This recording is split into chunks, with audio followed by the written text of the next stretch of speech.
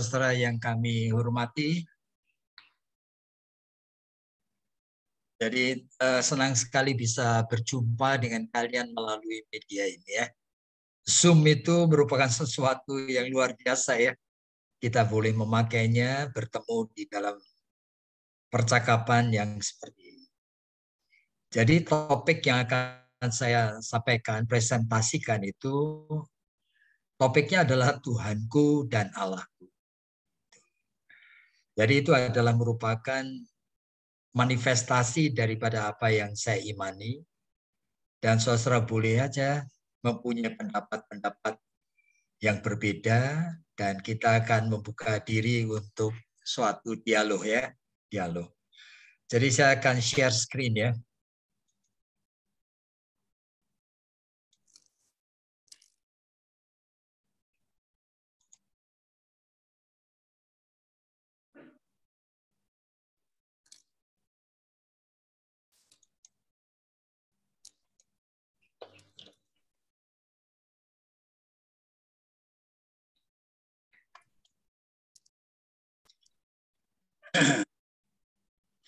Jadi ini topik kita ya pada malam hari ini dan saya secara bertahap akan mencoba untuk menyiarkannya kepada saudara semua.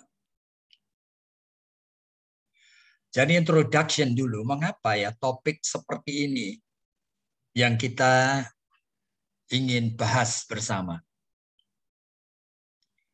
Saudara, bagi saya dialog dengan individu-individu yang memang menyukai kedamaian yang sesungguhnya, yaitu di tengah pluralisme hidup ini, sehingga bisa objektif dan siap untuk berempati dengan mereka yang mempunyai pikiran dan pengalaman personal yang berbeda. Jadi ini ada di dalam pikiran saya bahwa saudara itu adalah individu yang menyukai kedamaian.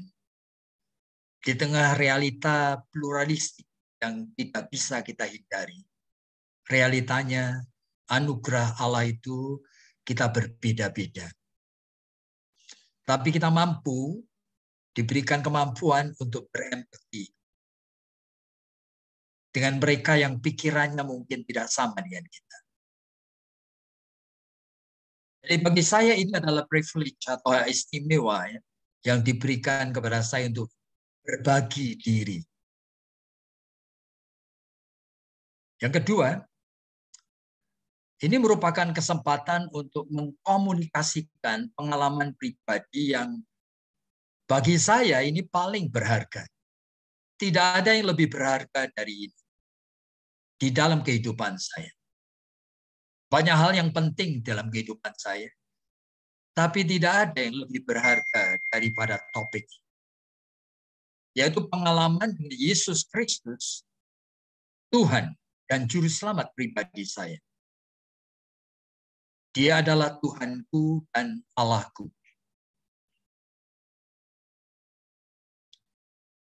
Siapa sebetulnya yang mempercayai Yesus Kristus sebagai Tuhan dan Allah?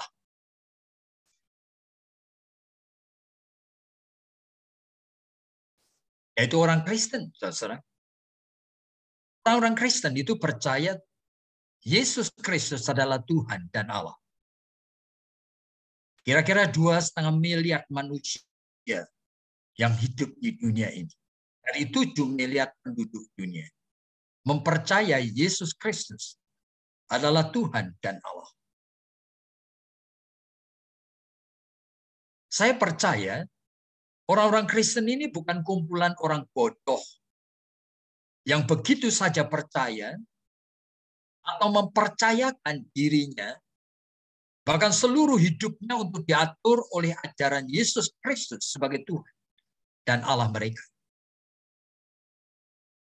2,5 miliar orang ini bukan orang-orang bodoh yang begitu aja percaya atau mempercayakan dirinya untuk diatur oleh ajaran Yesus Kristus sebagai Tuhan dan Allah. Di tengah kebutuhan manusia akan Allah dan Tuhan di tengah dunia ini, iman Kristen itu mengingatkan. Iman Kristen mengingatkan apa yang kita butuhkan dari Allah. Karena kenapa perlu diingatkan? Karena semua kekuatan, kuasa yang kita inginkan, semua kekayaan dan kuasa di dunia ini justru menjadi jerat yang melumpuhkan dan mematikan peran iman Kristen di tengah dunia. Jadi semua kebutuhan manusia itu tidak dijanjikan oleh Yesus Kristus, Tuhan dan Allahku. Semua hanya diberikan secukupnya. Makanya di dalam doa Bapa kami yang mengatakan, berilah kepada kami makanan yang secukupnya. Seorang filsuf yang bernama Jacques Ellul itu menuliskan sesuatu buku yang namanya Subversion of Christianity. Dia seorang French philosopher tahun 1984. Dia mengatakan apa? Mulai kapan kekristenan tidak punya peran di tengah dunia? Mulai kapan? Justru mulai pada saat kekristenan itu kuat. Pada saat kekristenan punya kuasa politik. Pada saat kekristenan mempunyai kekayaan yang melimpah. Kapan itu mulai? Pada saat Kaisar Romawi Konstantin itu menjadi Kristen. Kekristenan itu mulai keropos dan hancur. Oleh karena di dalam Alkitab sudah diingatkan 1 Yohanes pasal 2, jangan mencintai dunia dengan segala yang ada. Semuanya itu akan lenyap. Apa yang dikagumi dunia. Lukas 16. Dibenci Allah. Matius 19 ayat 23. Alangkah sulitnya bagi orang kaya untuk masuk ke dalam kerajaan surga. Lebih mudah seekor unta itu masuk ke dalam lubang jarum. Yakobus pasal 4, persahabatan dengan dunia. Permusuhan dengan Allah.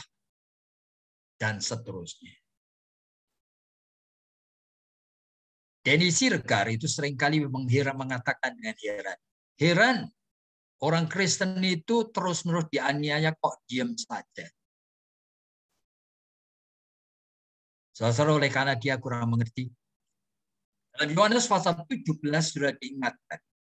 Pada saat seorang itu menerima Yesus Kristus sebagai Tuhan, dunia itu sebetulnya belajar mulai membenci mereka. Dan kita perlu waspada. Di tengah sikap dunia yang membenci, termasuk kalau kita lihat di dalam Roma pasal 13. Pada saat orang-orang Kristen dianiaya, disalib, diadu dengan binatang-binatang buas. Dalam Roma pasal 13, Alkitab tetap mengatakan, doakan pemerintah, bayarlah pajak. Oleh karena pemerintah itu adalah hamba-hamba Allah. Meskipun pemerintah saat itu pemerintah yang korup dan sedang menganiaya umat Kristiani. Mengikut Yesus Kristus memang harus menyangkali diri dan memikul salibnya.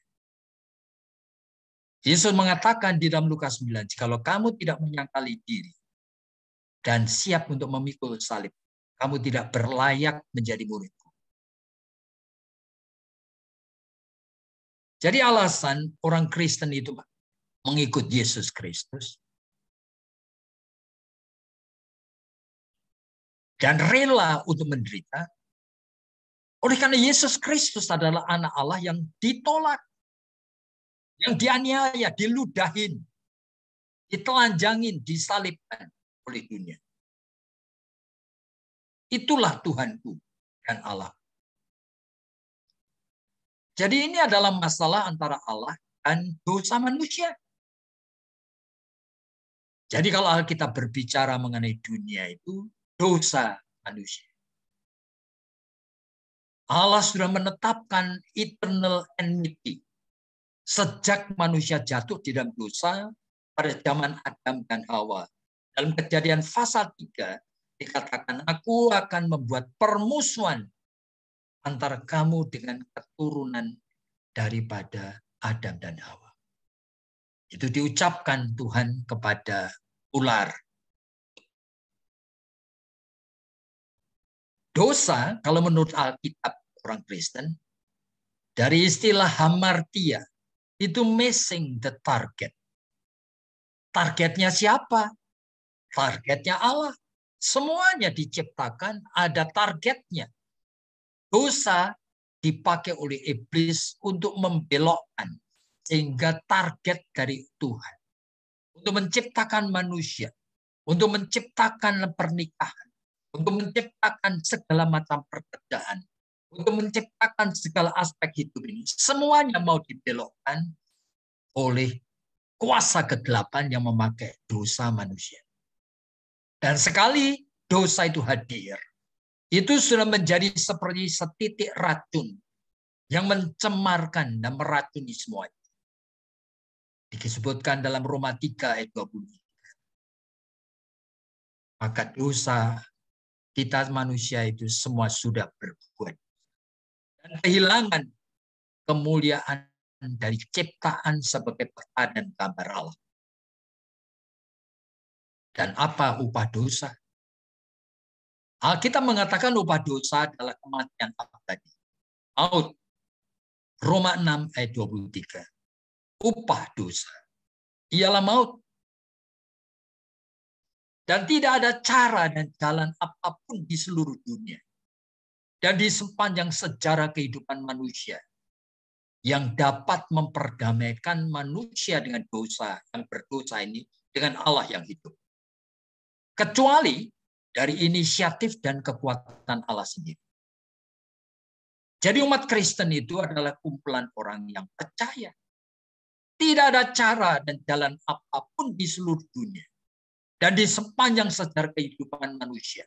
Yang dapat memperdamaikan manusia yang berdosa dengan Allah yang hidup. Kecuali dari inisiatif dan kekuatan Allah sendiri. Allah adalah adil. Manusia yang berdosa, manusialah yang harus menerima hukuman kebinasaan dan kematian kekal. Itu keadilan Allah. Tapi Allah juga adalah Allah yang maha pengasih. Dia tahu manusia tidak mungkin dapat menerima akibat dari dosa yang begitu mengerikan. Maka Allah memberikan anaknya yang tunggal, Yesus Kristus, untuk menjadi manusia yang rela substitutionary death. Itu artinya rela mati untuk menggantikan kita semua manusia yang berdosa. Yohanes pasal 3 ayatnya yang ke-8 ke-16. Jadi dia datang untuk menjadi substitutionary death. Kematian yang menggantikan kita. Karena demikianlah besar kasih Allah kepada dunia ini. Sehingga dikaruniakannya anaknya yang tunggal.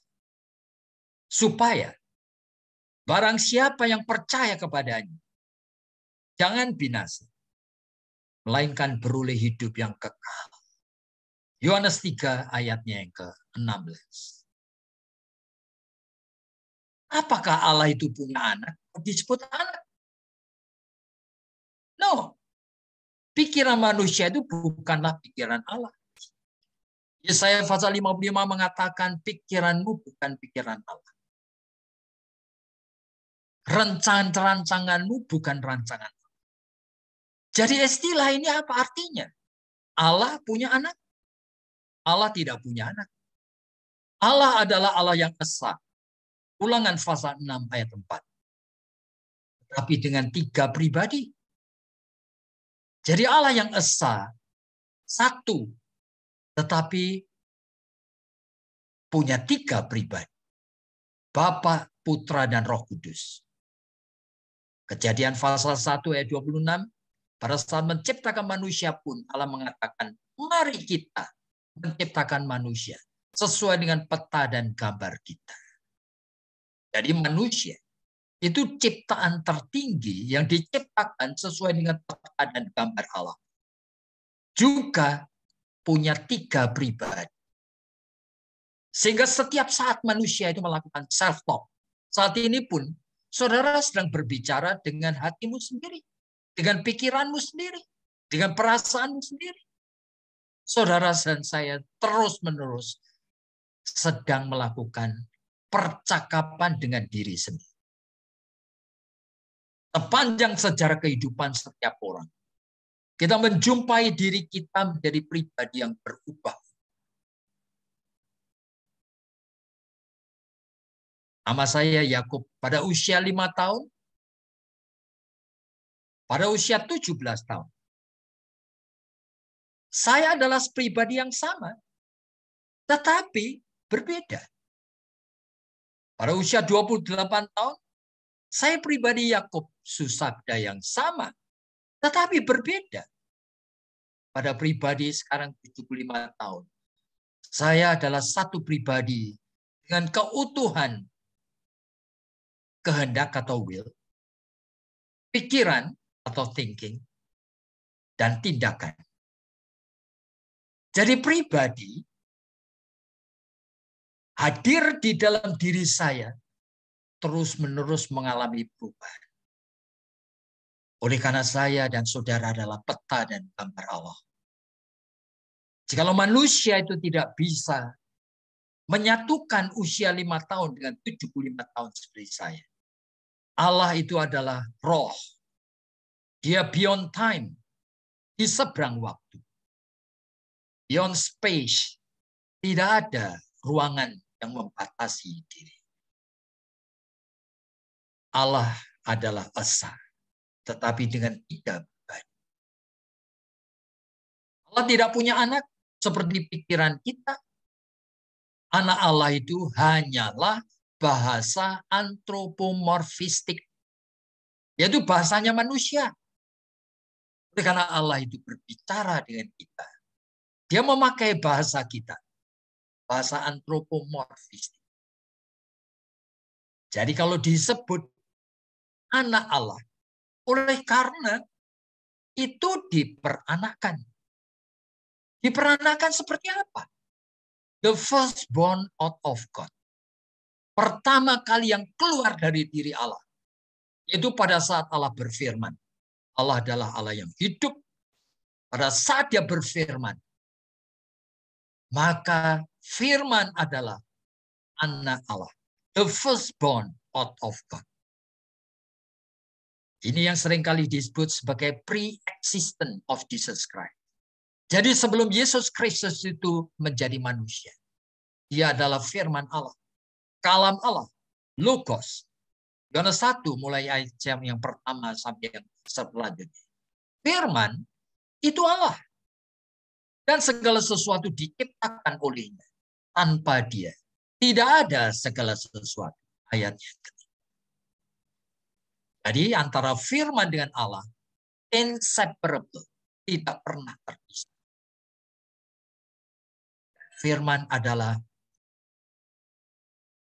the firstborn out of God. Adalah yang pertama kali diperanakkan oleh Allah. Jadi dalam Ibrani pasal yang pertama mulai ayat yang pertama dan kedua.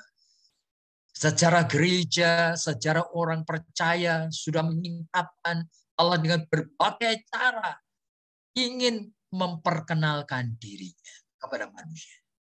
Ya kadang-kadang dalam perjanjian lama dia hadir sebagai teofani. Yaitu Allah dalam wujud manusia.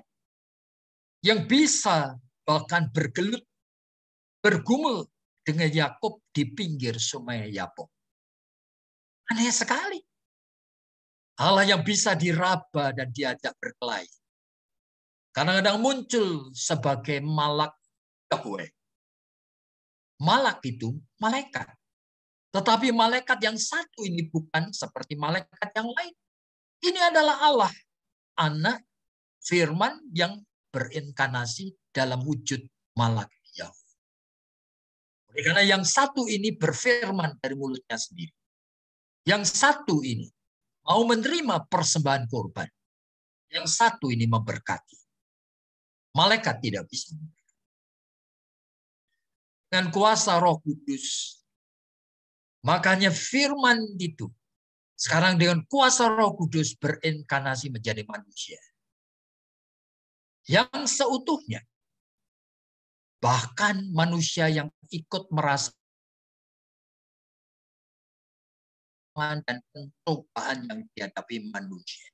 Tetapi ia tidak berdosa. Jadi Logos, firman Allah, berinkarnasi menjadi Yesus Kristus. Lahir melalui anak darah Maria.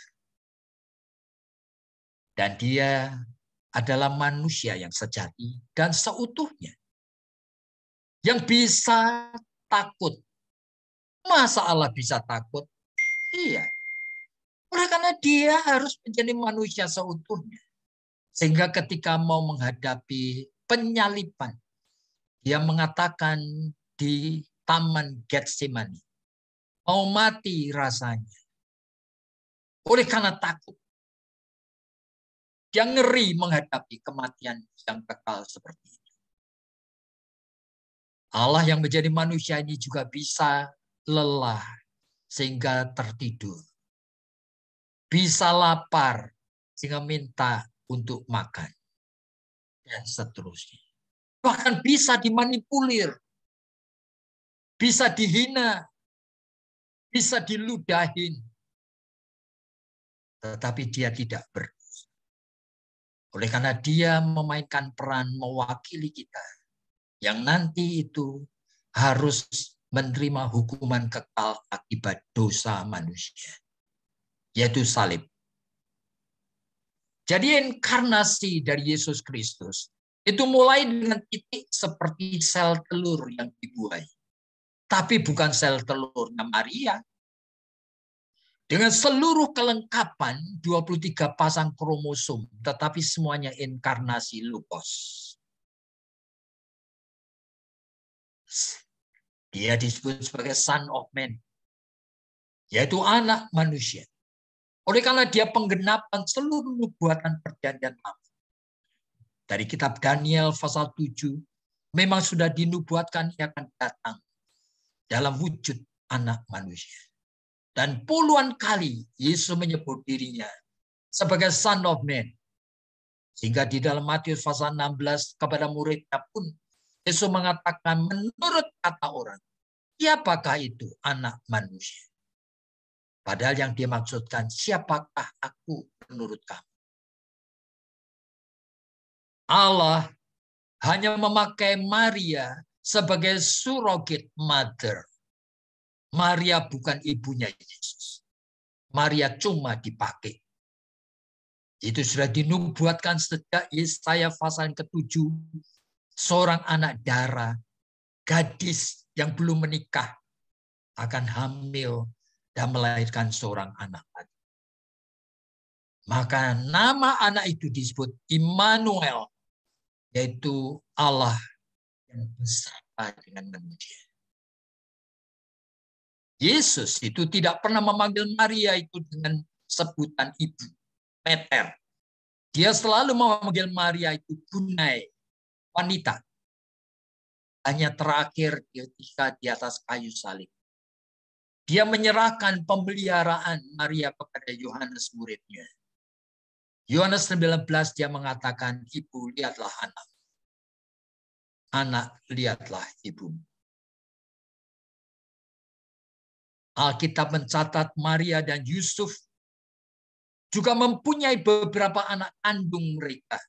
Yaitu Yakobus, Yoses, Yudas, Simon, bahkan ada saudari-saudari yang namanya tidak pernah disebut. Saudara lihat dari Markus 6, dari Matius 13:55, dari Yohanes pasal 7:3, dari Kisah 1, 1 Korintus 9 dan sebagainya. Banyak bagian ayat Alkitab. Saudara Yesus, tetapi mereka adalah anak Yusuf dan Maria yang sesungguhnya. Yesus bukan anak Yusuf dan Maria. Alkitab menyaksikan bahwa Maria dan saudara-saudara Yesus pun bisa salah mengerti. Maria ibu Yesus itu bisa salah mengerti, bahkan termakan gosip bahwa Yesus disebut tidak waras lagi. Itu di dalam Markus pasal 3 ayat 21.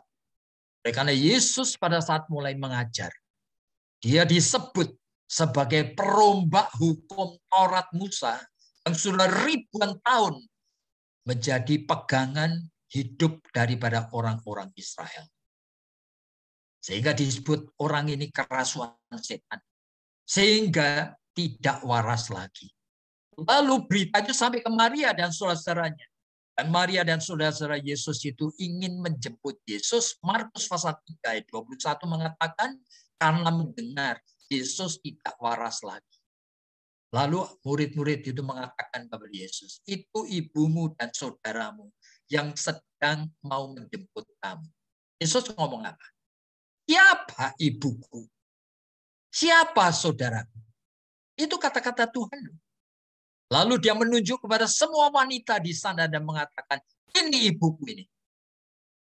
Lalu kepada semua orang yang hadir di sana, ini saudara-saudara. Semua orang yang menurut kehendak firman dari Bapa adalah ibuku dan saudara-saudara. Dan ibu dan saudara-saudara Yesus tadi, itu pun pada akhirnya percaya dan menyembah dia. Saudara melihat di dalam 1 Korintus pasal 9 ayat 5. Penulis surat Yakobus itu adalah salah satu saudara Yesus, tapi anak Yusuf dan Maria. Yesus Kristus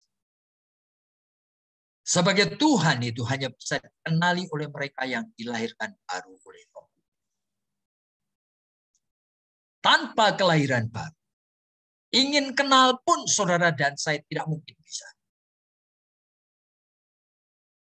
Alkitab mencatat rasul terbesar yaitu Rasul Petrus. Di dalam Matius pasal 16, ketika Yesus bertanya, menurut katamu, siapa aku ini? Maka Petrus dengan spontan mengatakan, engkau adalah Mesias, anak Allah yang hidup. Lalu Yesus mengatakan, berbahagialah engkau Simon bin Yunus. Karena bukan engkau yang mengatakan itu, melainkan Roh Bapakku yang ngomong. Kamu tidak mungkin bisa mengatakan itu. Hanya anugerah Roh Bapakku yang ngomong melalui mulutmu. Di atas omongan yang adalah anugerah ini, aku akan membangunkan gereja. Dan tidak ada alam maut yang bisa menggeser. Jadi Petrus ini ajaib mendapatkan anugerah, bisa mengatakan dan mengenali Yesus sebagai Allah, anak Allah yang hidup. Tapi saudara-saudara lihat, di dalam ayat yang ke-22. Setelah itu Yesus mulai bercerita bahwa dirinya sedang menuju ke Yerusalem untuk ditangkap, diadili, dan disalibkan sampai mati. Lalu apa yang terjadi? Petrus menarik Yesus ke samping dan menegur dia. Tuhan, kiranya Allah menjauhkan hal itu. Jangan sekali-kali. Dan itu tidak akan menimpa engkau. Ini lahir dari cinta kasih Petrus kepada Yesus, memakai hati nuraninya. Tapi apa yang Yesus katakan dalam ayat 23? Yesus berpaling dan berkata kepada Petrus, "Enyahlah iblis." Jadi Petrus disebut iblis karena rela dipakai oleh iblis. Tidak sadar dipakai oleh iblis. Pakai pikirannya sendiri. Yang mencintai Tuhannya dengan hati nurani yang terdalam. Tapi itu bukan iman. Makanya Yesus mengatakan, "Hanyalah iblis, engkau suatu batu sandungan bagiku." Sebab engkau suatu batu sandungan, engkau bukan memikirkan apa yang dipikirkan Allah, melainkan apa yang dipikirkan manusia. Percaya Yesus sebagai Tuhan dan Allah. It's impossible bagi manusia dengan segala kebaikannya pun untuk bisa melakukan. Orang hanya bisa percaya jikalau roh Bapa, yaitu Roh Kudus, akan berbicara melalui kita. Bahkan yang kedua, tanpa menyangkali diri, tidak mungkin kita dapat menjadi pengikut Yesus Kristus. Tanpa kita memikul salib, tidak mungkin kita dapat menjadi. Alkitab menyaksikan tentang seorang Farisi yang masih muda, yang kaya dan rendah hati, dan sangat haus akan kebenaran firman Allah yang menyelamatkan. Disebutkan orang ini berlari-lari, kemudian berlutut di bawah kaki Yesus, dan menyebut guru yang baik. Apa yang harus kuperbuat supaya aku for sure masuk ke dalam kerajaan surga? Itu ada di dalam Injil-Injil yang ada saya taruh. Matius 19, Markus 10, Lukas 18, dan sebagainya. Saudara tahu saat itu, zaman itu, tidak ada agama yang seketat Yahudi, mazhab Farisi, yang sudah membuat 10 hukum Allah itu menjadi 613 hukum. Sampai mau minum pun harus berdoa, ada aturannya. Jangan sampai syariah-syariah tertentu dilanggar. 613 hukum. Sampai mau makan, mau tidur, mau jalan, mau apapun. Harus semuanya memuliakan Yehova. Bayangin. Ini orang ini adalah orang seperti itu. Mazhab Farisi. Dan dia sudah hafal dan mematuhinya 613 hukum. Sejak usia 12 tahun. Tetapi di dalam kejujurannya, dia tahu jiwanya masih kosong. Agama yang begitu utuh tanpa cacat pun tidak memberikan jaminan atau assurance untuk dapat masuk ke dalam surga. Ini adalah ajaran Alkitab, ajaran Yesus Kristus. Dan orang ini gagal untuk percaya kepada Yesus Kristus. Karena syarat untuk percaya adalah penyangkalan diri. Yaitu menanggalkan yang paling disayangi. Orang ini saleh, orang ini sangat suka hal rohani, orang ini rendah hati, orang ini luar biasa kayanya. Tetapi dia sangat mencintai kekayaannya. Dan Yesus tahu itu. Dan Yesus mengatakan, kamu mau ikut aku? Jualah semua harta bendamu. Berikan kepada fakir miskin. Dan come to me. Follow me. Dan orang itu tidak sanggup. Dan saudara, ini di dalam Alkitab berulang-ulang terjadi. Orang beragama yang paling saleh gagal untuk mengikut Yesus. Bahkan Yesus seringkali mengatakan kalimat-kalimat yang mengagetkan. Misalnya aja, Lukas 14 ayat 26. Jikalau kamu tidak membenci bapakmu, jikalau kamu tidak membenci ibumu, jikalau kamu tidak membenci saudara-saudaramu, kamu tidak bisa menjadi pengikutku. Ajarannya kayak gitu. Iya. Kenapa? Oleh kan Yesus mau mengingatkan. Kamu mengatakan mencintai bapakmu atau ibumu. Kamu tidak sadar. Cintamu itu tidak pernah bisa membebaskan bapakmu atau ibumu dari dosa. Cinta yang seperti itu terbatas. Cinta manusia yang terbatas mesti kamu benci dan kamu buang. Dan kamu terima cinta yang aku akan berikan kepadamu. Supaya kamu bisa mencintai bapakmu dengan cinta yang membebaskan bapakmu dari jerat dosa. Tidak ada cinta yang lebih mulia daripada cinta yang disediakan Allah di dalam Yesus Kristus Tuhan. Dan Alkitab mengatakan ini. Agustinus itu, Bapak Gereja, itu mengatakan there is a God-shaped vacuum in every human heart. Selalu di dalam hati lubuk terdalam manusia. Sebetulnya ada sesuatu kekosongan mirip seperti bentuk Allah. That only Christ Jesus can fill.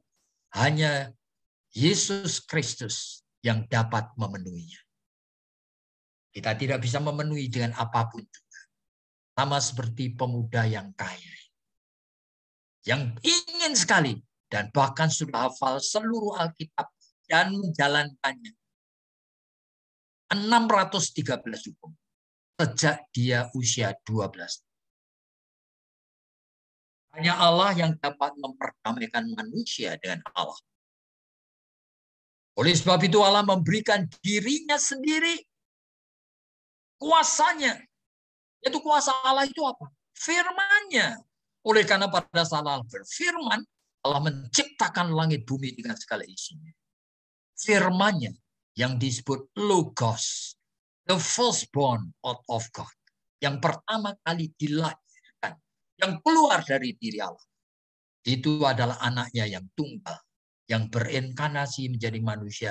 Yesus Kristus. Iblis bisa menyaru sebagai malaikat terang. Di dalam 2 Korintus 11. Ayat 14-15. Iblis tidak selalu mewujudkan diri sebagai yang jahat. Kadang-kadang sebagai malaikat terang. Dan pengikut-pengikutnya bisa berupa pendeta-pendeta yang mengajarkan Alkitab, tetapi memperkenalkan Yesus Kristus yang lain. Yang hanya menjadi pengharapan hidup di dunia. Supaya kaya, supaya sehat, supaya harmonis, supaya bahagia. Itulah yang selalu diajarkan. Yesus yang lain. Yesus yang mengajarkan hal yang baik. Sesuai dengan konsep idealisme manusia. Iblis bisa menghadirkan dirinya seolah-olah memperkenalkan Yesus yang mengajarkan hal yang baik sesuai dengan konsep idealisme manusia. Dan Yesus Kristus yang memenuhi pengharapan hidup di dunia ini. Ini adalah karya malaikat terang si iblis itu. Iblis bisa menyaru sebagai ajaran kebaikan apa saja dan melalui siapa saja, kecuali satu yang iblis tidak bisa lakukan, yaitu mengampuni dosa dan memperdamaikan manusia dengan Allah. Iblis tidak bisa lakukan. Hanya Allah sendiri yang bisa memperdamaikan manusia berdosa dengan diri Allah. Hanya Allah yang bisa mengampuni dosa dan memperdamaikan manusia berdosa dengan dirinya. Nah, demikianlah besarnya kasih Allah kepada dunia. Sehingga dikaruniakannya anaknya yang tunggal. Yesus Kristus. Yang datang untuk mati menggantikan semua manusia yang berdosa. Supaya barang siapa yang percaya jangan binasa, melainkan beroleh hidup yang kekal. Yohanes pasal 3 ayat 16. Hanya Yesus Kristus, Allah yang menjadi manusia, yang dapat memperdamaikan Allah dan manusia. Hanya Yesus Kristus, Allah yang menjadi manusia, yang dapat memperdamaikan Allah dan manusia. Oleh karena di dalam Dia telah diciptakan segala sesuatu yang kelihatan maupun yang tidak kelihatan. Segala sesuatu diciptakan oleh Dia dan untuk Dia. Karena seluruh kepenuhan Allah berkenan diam di dalam dirinya. Dan oleh Dialah Allah memperdamaikan segala sesuatu dengan dirinya. Kolose pasal 1 ayat 15-19. Dipercaya kepada Yesus Kristus itu bukan agama seperti yang manusia pikirkan. Tetapi ini adalah masalah pengenalan dan hubungan pribadi dengan Allah di dalam dan melalui Dia. Jadi bukan seperti agama yang manusia pikirkan.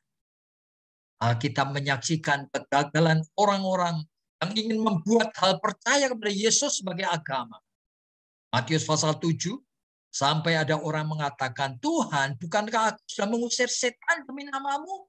Aku sudah bisa bernubuat, berkhotbah demi namamu. Bahkan di dalam Lukas pasal 13, bukankah kemana-mana kau pergi? Aku selalu mengikut engkau. Dan kita seringkali makan bersama-sama, tetapi Yesus ngomong apa kepada orang-orang? Siapa kamu? Aku tidak pernah kenal kamu. pergilah dari depan. Kamu pembuat kejahatan. Itu ada dalam Matius 7. Lukas 13, orang beragama Kristen yang mengaku dirinya Kristen. Bahkan di dalam Wahyu pasal 2, gereja Efesus dan Wahyu 3, gereja Laodikia, semuanya mencoba membangun akan percaya kepada Yesus sebagai agama. Dan mereka itu diperingatkan dengan keras. Kaki dianmu akan kubuang daripadamu kalau kamu tidak bertobat. Yesus Kristus mengatakan bahwa menyembah Dia ini bukan soal agama dan ritus dan syariah-syariah. Mengatakan tidak di Yerusalem, tidak juga di Bukit Gerizim. Engkau menyembah Allah, tetapi menyembah itu harus dengan roh dan kebenaran. Yohanes 4 ayat 21 sampai 24. Oleh karena Allah itu roh, hanya bisa disembah dengan roh, yaitu roh yang sudah dilahirkan baru dan disembah dengan kebenaran firman-Nya, ayatnya yang ke-20. Jadi kebenaran firman Allah adalah Dia sendiri, yaitu Yesus Kristus. If you know the truth, jikalau kamu kenal kebenaran, then the truth will set you free. Kebenaran itu akan memerdekakan kamu. Lalu kalimat selanjutnya mengatakan, if the Son, kalau sang anak itu tidak memerdekakan kamu, kamu tidak akan benar-benar merdeka. Ayatnya gitu. Nah, karena the Son atau anak adalah firman kebenaran itu sendiri. Ajaib sekali. Pada 1 ayat 1 sampai 14 itu mengatakan pada mulanya adalah firman. Dan firman itu adalah Allah. Ia pada mulanya bersama dengan Allah. Segala sesuatu diciptakan olehnya. Tanpa Dia tidak ada sesuatu pun yang telah jadi. Firman itu telah menjadi manusia. 1 Yohanes pasal 1 ayat 1 bahkan mengatakan manusia yang dapat dilihat dan diraba dengan tangan. Firman itu diam di antara kita. Dan kita telah melihat kemuliaan yang diberikan kepadanya. Sebagai anak tunggal Bapa, penuh kasih karunia dan kebenaran. Yohanes pasal 1 ayat 29, Yohanes Pembaptis itu berkata, lihatlah anak domba Allah. Yaitu korban sembelihan yang dapat memperdamaikan manusia dengan Allah. Yang menghapus dosa isi dunia. Untuk apa Ia berinkarnasi menjadi manusia? Masa tidak ada jalan yang lain? Tidak ada. Karena manusia yang berdosa, manusia yang harus memikul akibat dari dosa, yaitu kematian kekal di neraka. Oleh sebab itu, tidak ada jalan lain kecuali Allah, yaitu firman-Nya, kuasanya, berinkarnasi menjadi manusia seutuhnya. Supaya manusia Yesus Kristus menggantikan semua orang berdosa. Menerima hukuman akibat dari dosa umat manusia. Mati di atas kayu salib. Tertolak oleh Allah dan manusia.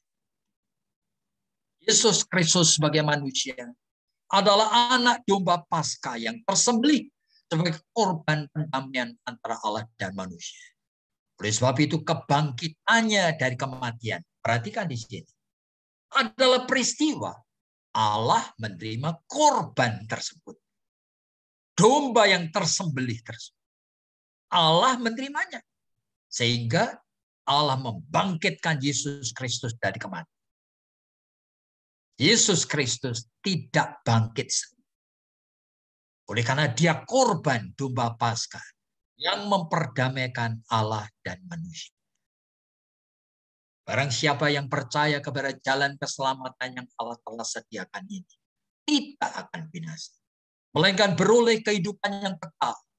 Umat Kristen adalah umat yang percaya akan jalan keselamatan yang Allah sediakan melalui inkarnasi dan pengorbanan Yesus Kristus. Itulah sebabnya umat Kristen percaya Yesus Kristus adalah Tuhan dan Allah. Agama Kristen bukan agama yang fokus utamanya mengajarkan kebaikan-kebaikan yang seharusnya dipatuhi manusia Dan kemudian supaya manusia bisa masuk surga. Agama Kristen itu tidak fokus mengajarkan hal-hal seperti itu. Karena umat Kristen percaya manusia tidak bisa dan tidak mungkin bisa memenuhi hukum-hukum Allah dan berubah menjadi manusia yang baik. Manusia tidak bisa memenuhi hukum Allah dan berubah jadi manusia yang baik. Kecuali terlebih dahulu mereka diperdamaikan dengan Allah. Melalui percaya pada jalan keselamatan yang Allah sediakan dalam Yesus Kristus yang datang untuk mati menggantikan mereka. Umat Kristen adalah umat yang tidak percaya, tidak ada kebaikan. Manusia yang percaya, umat Kristen adalah orang yang percaya tidak ada kebaikan manusia di dunia ini yang bisa membawa manusia ke surga. Dan 1 Korintus pasal 13 mengatakan, ada orang yang begitu baiknya sampai rela mati dibakar untuk orang yang dia kasihi.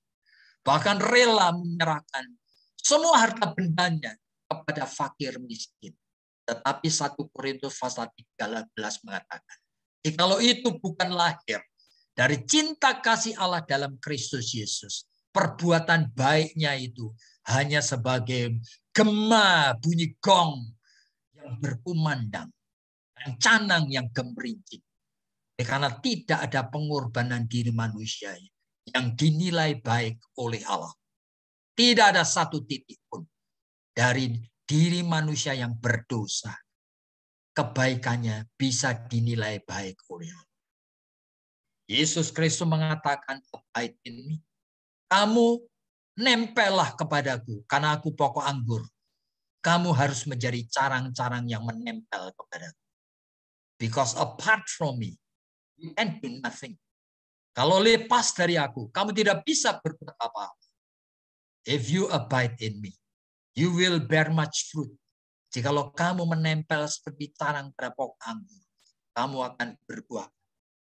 Yohanes 15 ayat. Dan pengenalan dan pengalaman Yesus Kristus sampai kita bisa abide in him, sampai kita bisa menempel kepada dia, adalah pengalaman spiritual. Ini bukan pengalaman tingkat pribadi. Ini bukan pengalaman psychological. Manusia itu tidak sama dengan dia. Manusia adalah makhluk roh. Meskipun manusia diciptakan sama seperti binatang, tetapi ada bedanya. Manusia itu diciptakan dari dua unsur, yaitu tubuh dan roh. Binatang dari satu unsur saja, yaitu tubuh. Tubuh itu adalah kumpulan dari triliunan sel hidup. Oleh karena kumpulan dari triliunan sel hidup, tubuh itu bergejala di dalam kehidupan yang disebut sebagai jiwa. Jadi jiwa manusia itu adalah manifestasi tubuh yang hidup. Tetapi binatang juga begitu. Cuma tubuh binatang lain dengan tubuh manusia. Onderdilnya tidak selengkap manusia, meskipun ada kemiripannya.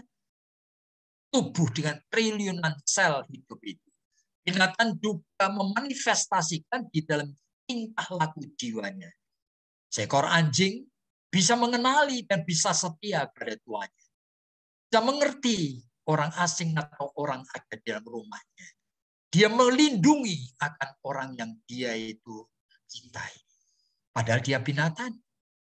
Kalau seekor ayam, itu juga begitu. Tetapi tidak selengkap anjing. Tapi ayam sudah bisa melindungi anak-anaknya. Melihat elang di udara, dia panggil anak-anaknya untuk bernaung di bawah naungan sayapnya. Semakin lengkap tubuh dari binatang, semakin kompleks manifestasi jiwanya. Sehingga anjing itu bisa bercakap-cakap seolah-olah dengan kita. Apalagi cimpanse dan sebagainya. Tapi tergantung daripada onderdil kelengkapan dari tubuh. Tetapi manusia bukan cuma itu. Dengan tubuh yang begitu lengkap. Tuhan juga menciptakan di dalam diri manusia adalah roh manusia. Dan saudara perhatikan di sini. Di manusia itu makhluk, bukan makhluk tubuh jasmani dan makhluk psychological saja. tapi makhluk rohani. Binatang bukan. Dalam Alkitab membedakan antara roh dalam perjanjian lama, bahasa Ibrani namanya ruah. Bahasa Yunani, roh itu pneuma. Tapi di dalam Alkitab juga disebutkan jiwa. Dalam perjanjian lama, bahasa Ibrani nefesh. Di dalam perjanjian baru, bahasa Yunani psike. Dari psike menjadi psikologi. Jadi, saudara perhatikan, kita tidak mungkin mengenal Yesus Kristus sebagai Tuhan dan Juru Selamat jikalau hanya memakai otak kita, memakai jiwa dan perasaan kita. Kita hanya bisa mengenal itu kalau roh kita sudah dilahirkan. Roh manusia adalah diri manusia yang sesungguhnya. Roh manusia itu kekal. Ada permulaannya oleh karena Allah yang menciptakan. Tapi tidak ada akhirannya. Ada permulaannya karena Allah yang menciptakan roh. Jadi roh itu kekal. Tidak ada akhirnya. Karena roh itu beyond time and space. Sama seperti Allah. Bahkan kalau sudah mengenal setan, sudah akan tahu. Setan juga roh. Juga tidak ada setan itu beyond time. Beyond space. Yang kedua. Roh manusia itu tidak kenal tua dan muda. Tidak ada roh anak. Tidak ada roh orang dewasa. Roh itu tidak mengenal usia. Yang ketiga, roh itu tidak mengenal jenis kelamin. Karena di surga itu tidak ada laki-laki dan tidak ada perempuan. Dalam 1 Korintus pasal 15, ayat 40-51, tubuh duniawi berbeda dengan tubuh surga. Darah daging, termasuk otak dan memorinya, tidak mewarisi kekekalan surga. Sehingga pada saat saya itu bertemu dengan orang Kristen, yang kebetulan ada yang meninggal dunia, saya selalu ingatkan kepada keluarganya. Ingat, pandangi wajah ayahmu yang meninggal, suamimu yang meninggal, untuk terakhir kalinya. Karena kamu tidak akan bertemu dia lagi dengan wajah seperti ini. Kenapa? Karena itu hanya tubuh yang sementara. Nanti di dalam kerajaan surga pada saat sangkakala dibunyikan. Di dalam 1 Tesalonika 5 disebutkan dengan jelas bahwa pada saat itu setiap orang yang percaya akan dibangkitkan dan diberi tubuh yang baru. Dan bukan laki-laki dan perempuan. Karena seperti malaikat di surga yang sexless. Tidak ada laki, tidak ada wanita di dalam kerajaan surga. Bahkan di dalam kerajaan surga, suami dan istri tidak saling mengenal dengan pengenalan memori otak. Sehingga pada saat orang Kristen itu diberkati pernikahannya, mereka itu harus bersumpah di hadapan Tuhan. Dan sumpahnya mengatakan seperti ini. Aku akan saling mengasihi sampai maut menceraikan kami. Berarti setelah maut, tidak lagi ada hubungan suami istri. Bahkan hubungan orang tua dan anak pun sudah berakhir hanya dengan kehidupan di bumi. Karena di dalam kerajaan surga, semua akan diberi tubuh yang baru, yang sexless, dan tidak laki dan tidak perempuan. Dan memori-memori yang dari bumi, semuanya itu tidak dibawa masuk dalam kerajaan surga. Oleh karena itu termasuk tubuh darah. Soul is not spirit. Jiwa itu bukan roh. Soul is the manifestation of body. Jiwa itu hanya manifestasi dari tubuh. Mesin yang kompleks ini. The soul is mind. Kalau bicara mengenai jiwa, bicara mengenai pikiran. Capacity to think.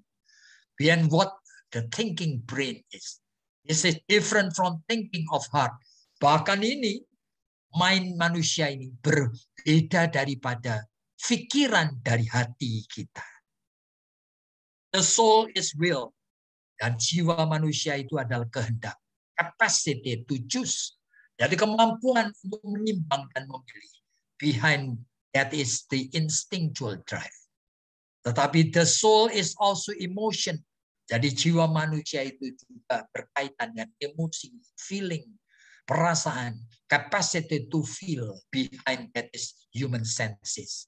Bahkan the soul is personness, kedidalaman batin, the capacity to experience loving relationship dan sebagainya.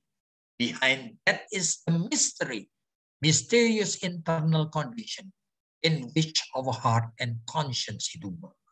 Jadi soul itu menyangkut masalah yang kompleks seperti ini. Oleh karena mesin di belakangnya adalah kompleks. Tubuh manusia. Bahkan neuron-neuron di otak mempunyai cara kerja yang ajaib sekali. Yang tidak bisa kita itu jelaskan karena waktu.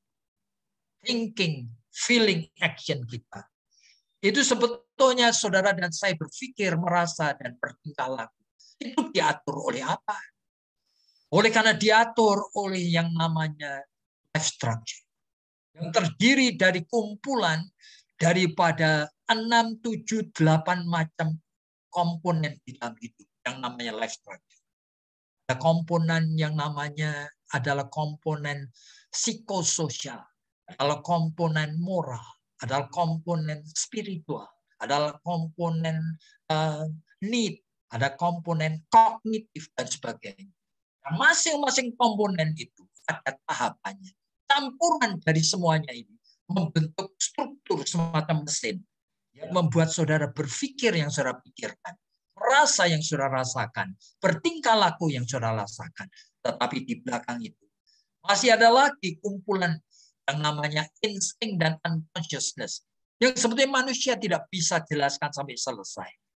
Yang seorang bernama Paul Tournier mengatakan, bicara mengenai unconsciousness, persis bicara kita menjumpai satu lemari dan kita tahu ada isinya, tapi kita tidak punya kunci untuk membukanya. Jadi insting dan unconscious ini bagian daripada kehidupan jiwa manusia. Tetapi di belakang insting dan unconscious masih ada lagi hati dan conscience. Jadi hati dan hati nurani. Jadi kalau Alkitab itu firman Tuhan orang Kristen, itu mengatakan bahwa manusia diatur oleh hati. Tapi hati itu apa? Meskipun kata hati itu dari kata kardia, tapi hati itu tidak sama dengan jantung. Seorang kardiolog disebut ahli jantung. Tapi hati itu bukan jantung, bukan liver, tidak ada bendanya. Hati itu adalah internal condition pada batin manusia. Pada saat hati mendapatkan anugerah umum dari Allah yang namanya common grace, berubah menjadi conscience.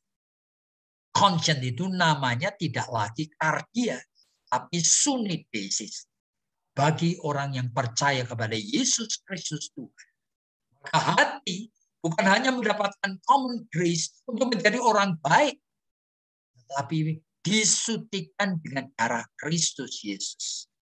Conscience atau hati nurani orang Kristen yang sudah menerima Yesus sebagai Tuhan dan Allahnya, disucikan dengan darah Kristus. Conscience-nya itu adalah conscience yang bisa kemudian dipakai oleh Tuhan untuk memakai hati itu keluar, untuk memakai akan seluruh anggota tubuh menjadi senjata kebenaran. Jadi sampai kepada heart ini yang kita sebut sebagai jiwa manusia. Tetapi itu tidak cukup. Oleh karena kita tidak bisa mempercayai Yesus sebagai Tuhan dan Allah hanya berdasarkan jiwa manusia yang kompleks seperti ini. Belakang itu ada roh manusia. Dan hanya Roh Kudus, Roh Allah, yang nanti akan menerangi dan memperbarui roh manusia. Supaya roh manusia itu kemudian bisa mulai beraksi, mulai mempunyai peran, memperbarui seluruh anggota tubuh dan jiwa manusia supaya menjadi serupa dengan gambar Kristus Yesus, menjadi mirip seperti ini. Jadi dengan kapasitas jiwa atau psiki atau soul, manusia tidak mungkin percaya dan mengakui Yesus Kristus adalah Tuhan dan Allah, karena semua sudah tercemari dosa. Oleh sebab itu harus mulai dengan roh, yaitu diri kita yang sesungguhnya.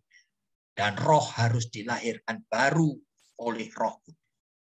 Tanpa kelahiran baru oleh Roh Kudus, roh manusia tidak pernah bisa mengenal Yesus Kristus sebagai Tuhan dan Allah. Di Alkitab menyaksikan apa yang tidak pernah dilihat oleh mata dan tidak pernah didengar oleh telinga, yang tidak pernah timbul di dalam hati manusia. Semua itu yang disediakan Allah untuk mereka yang mengasihi Dia. 1 Korintus 2:9. So, hanya dengan roh yang sudah dilahirkan baru oleh Roh Kudus, manusia bisa percaya Yesus Kristus adalah Tuhan dan Allah. Sampai di sini pembahasan saya, dan saya kembalikan kepada panitia.